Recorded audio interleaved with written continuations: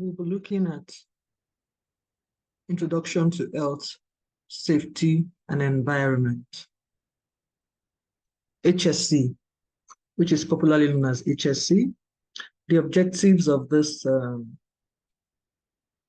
training is to create an understanding of the concept of HSC, which is health, safety, and environment, its importance, and the procedures involved. It is also to create an understanding of the roles and responsibilities in HSC. There are many stakeholders when we talk about health, safety, and environment, and each of the stakeholders have a role to play in ensuring that safety standards are complied to and adhered strictly to in a workplace environment. As the global economy grapples to survive the effects of the pandemic, this is 2023, and 3 years ago, all the world economies were badly hit by the shock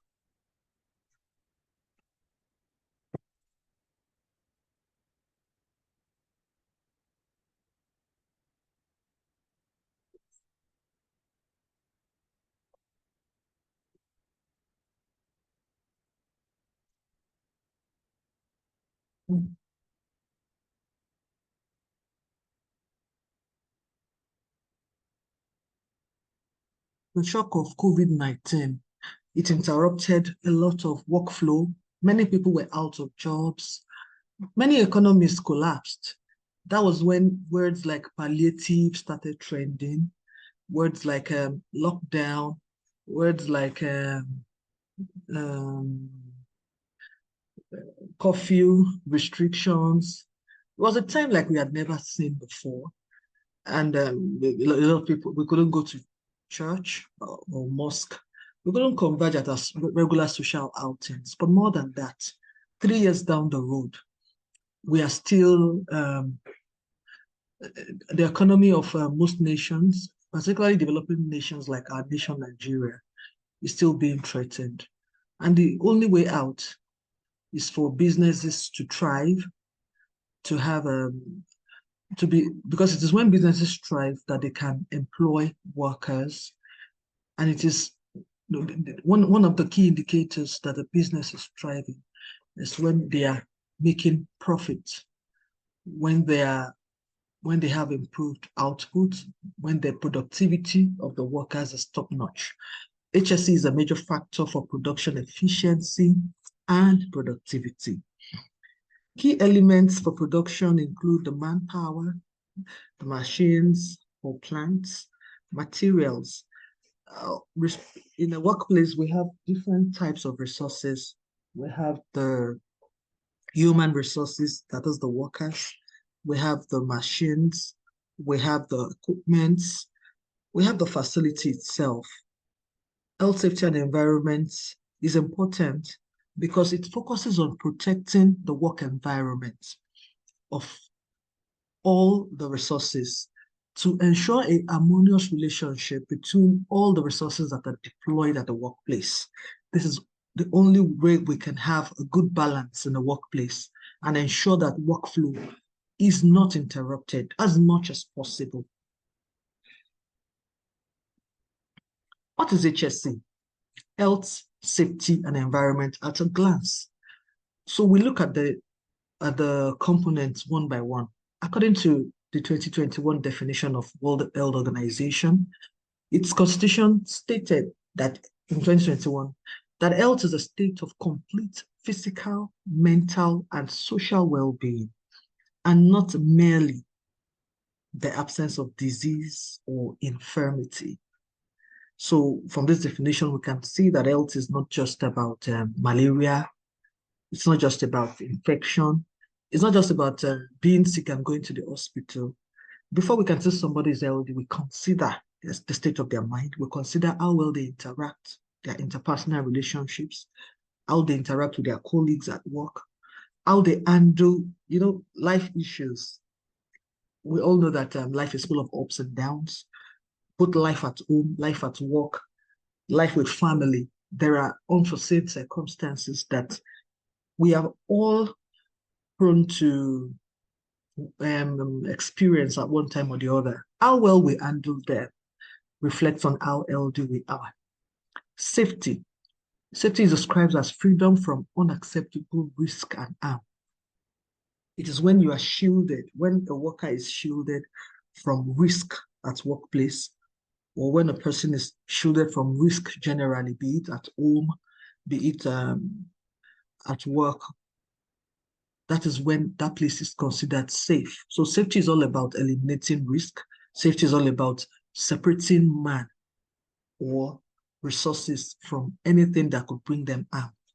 The environment refers to the where we live and everything that is where we live, both the things we see and the things we do not see. And it's humans, it's living things, it's the air we breathe, it's water, land, natural resources, the flora, the fauna, and their interrelationships. It's interesting to know, and I'm sure most of us know that man is in constant relationship with his environment. For instance, we have an ongoing relationship with oxygen, the air we breathe in. Without oxygen, we would not be alive. And so that is part of our environment.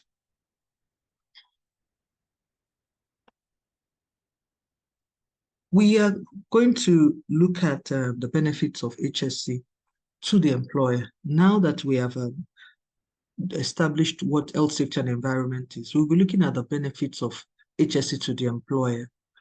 Health, safety, and environment largely focuses on the workplace, and the workplace is set up by an employer. There are expectations of an employer for setting up a workplace. And so, by protecting the workers, an employer reduces um, issues, it reduces absenteeism that could be as a result of an injury. If a worker suffers a major injury, he will be absent from work, at least until he recuperates, until the doctor certifies him fit to return to work. So when an employer has health, safety, and environment in place, when he fosters a good, positive safety culture in his workplace, he ensures that the workplace is more efficient and productive. We can see a reduction in hospital bills due to injuries. If every week, for instance, one or two employers in an establishment suffer grave injury, you would agree with me that the employer would have to part with some money, either money for ambulance, or money to pay at hospital bills by way of insurance, by way of medical insurance, and all that. It prevents production delay. Every time there is an incident, every time that there is an accident, every time that someone gets injured in the course of work, workflow is interrupted. At times it could be interrupted for up to 2 hours. And you know what that means. So that means the output for that day has been cut. If you add it, and if this happens back to back, before you know, a lot of it eats into the profits of an organization. And no employer wants that. Every employer sets up their business to make profit. Avoidance of legal expenses. There have been many cases. We have national and industrial courts. And trust me, at the industrial courts, the worker would most likely always win, because this is set up. It is an establishment under the Ministry of Labor and Employment, and it is set up to protect the employee. So having health, safety, and environment, paying attention to it as an employer, will help an employer to avoid legal expenses. It saves the organization the cost of skill replacement in case of worker invalidation. It takes a lot to have a competent worker, to have a skilled worker. It takes training, it takes time, it takes proficiency. So no employer wants to lose a good staff. There's that one staff that or there that when they don't come to work or when they are on leave, and for instance, they are working in a critical place, workflow, everybody knows. So imagine that such a staff gets badly injured, suffers a debilitating condition, becomes invalidated. It will take a lot, a whole lot, time, money, effort to replace that kind of staff. And this could be prevented when health, safety, and environment is being practiced, when there is a positive safety culture by all employees and even the employer as well. It reduces the cost of damaged machines and wasted materials. And compensation and insurance payments are statutory obligations to protect the employee also. Now we look at benefits of HSE to the employee. HSE benefits the employee, it benefits the employer, it even benefits the government. Well, I forgot to mention also that one of the benefits of HSE to the employer is that it helps the company to have a good reputation. I can remember growing up that there were some organizations that from factories, some industries in Lagos, that if you will hear people saying, don't go and work there. Hmm. Their staff are always getting injured. It is even rumored that the employer is using the staff, is killing them. That might not be necessarily true. It's just that they do not have a positive safety culture. They do not pay attention to safety. That is why you would see that almost every day, somebody is badly injured, somebody is losing a limb, somebody is getting fractured, somebody is being admitted to being confined to the hospital. That is because the employer is negligent when it comes to ensuring safety standards in that workplace. So benefits of HSE to the employee, it improves staff morale. Everybody feels safe. Everybody feels secure. You feel happy. You feel motivated when you are working in a place, when you know that your employer has your back, when you know that you're working in a place where measures have been taken to ensure that as you came to work, you return safely. Everybody that goes to work wants to return to their places of abode safely. Nobody wants to come to work and from there land in an hospital. Nobody wants to come to work and from there, God forbid, die at the cost of their work because they want to make a living. But this happens all the time. Benefits of HSE to employee, it boosts employees' confidence. It promotes safety at work. It reduces accidents in the course of work. And it creates job satisfaction. Roles of a safety officer in the workplace. Who is a safety officer? A safety officer is somebody that has been trained, that has received training, that has certifications, that is competent in ensuring safety standards in the workplace, is knowledgeable about OSH legislations, is knowledgeable about the procedures of carrying out health, safety, and environment activities in the workplace. That is a safety officer. While the role of a safety officer will differ based on a company's or an industry's organizational size and structure and unique safety needs, there are general rule requirements that apply to most safety officers. You would agree with me that the safety needs of a construction company will differ from that of a biscuit manufacturing company. The safety needs in an hospital differs from that of a restaurant or an hotel. However, every organization, no matter the sector, every industry, no matter what they produce, needs a safety officer. So safety officers are always in demand. Their roles cannot be overemphasized in every organization. What do? They train other employees on company programs and ensuring that because every job process has a safety side to it. If you're going to do a job well, you have to do it safely, or else you mess up the job, you mess up the procedure. So they train employees on company programs, on how it is done, and how to, for instance, if a new equipment is bought by a company, a safety officer would have received training, will go through the manual to know the do's and don'ts and enlighten others to make sure that nobody gets injured while operating that equipment, and that the equipment also does not get injured because an untrained staff is using it. A safety officer would also carry out comprehensive hazard and risk identification and assessments. We'll talk more on that hazard and risk identification, risk assessment as we go on. A safety officer carries out audits of the workplace. A safety officer carries out routine inspections from time to time, all in a bid to make sure that the workplace is safe. Generally, to comply with legislations and provide a safe place of employment is a fundamental role of an employer. An employer must make sure that the workplace is safe at all times. The employer must make sure that every legislation, under the Ministry of Labor, we have the Factories Act, where if you are setting up a factory, for instance, an employer has to adhere to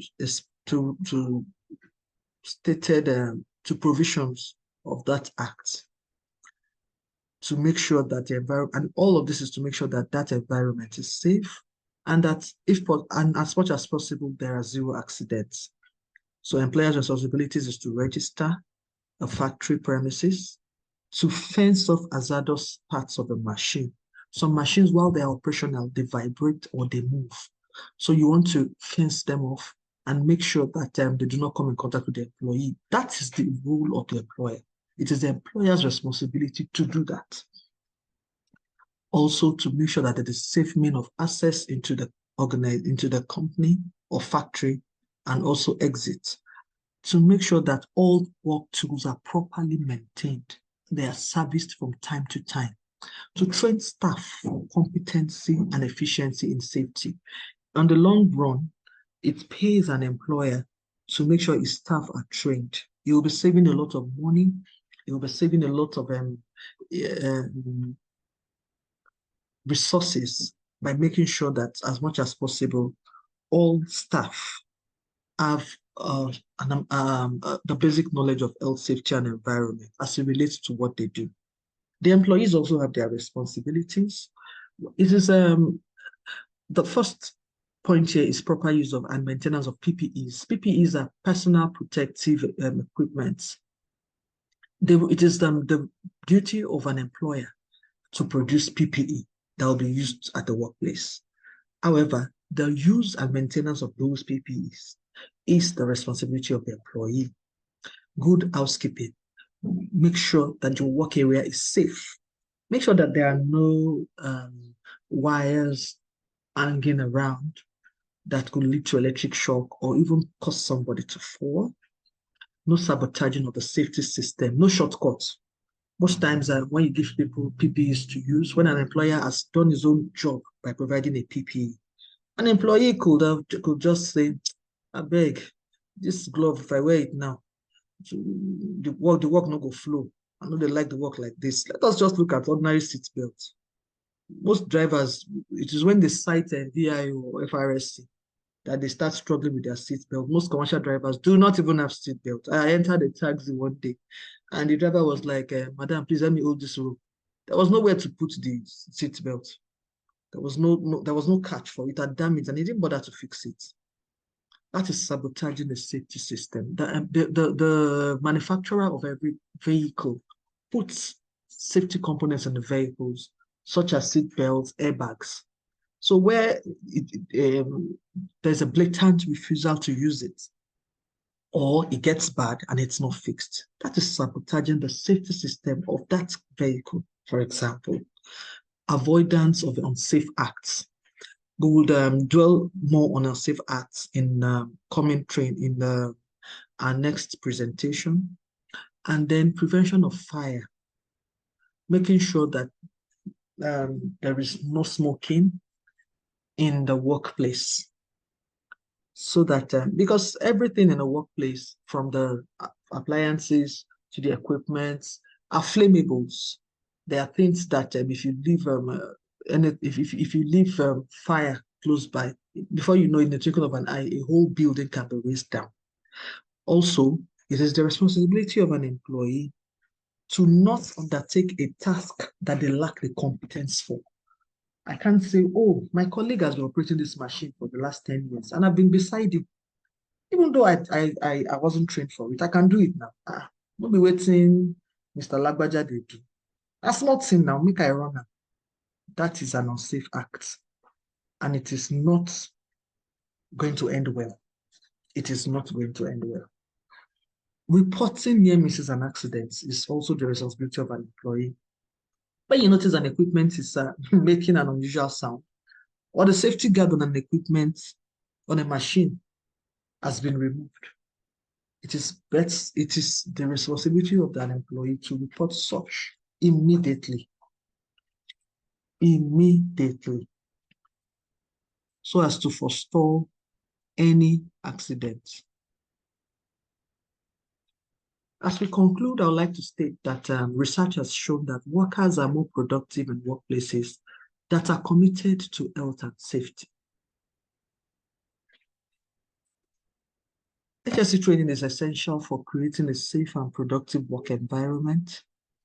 And by providing employees with the knowledge and skills they need to work safely, companies can reduce the risk of accidents and injuries. They will increase their productivity and also save costs. Thank you.